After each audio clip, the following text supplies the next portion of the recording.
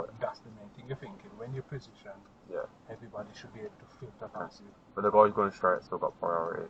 The guys who are going straight Yeah, got still priority. got priority. But the But guys. the guys that are going there now, they got to give you priority because there's a giveaway on that Yeah, side yeah, there. yeah. Understand. So I can just roll down here, can't I? Because there's cars, loads of cars coming straight. Yeah, man.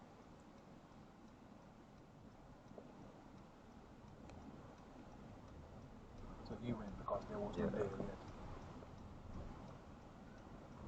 So now that you position, you check your left if they can pass you. Can they pass you? I don't know. If not, go further so they can pass you. Yeah, like that. Yeah? Indicate again.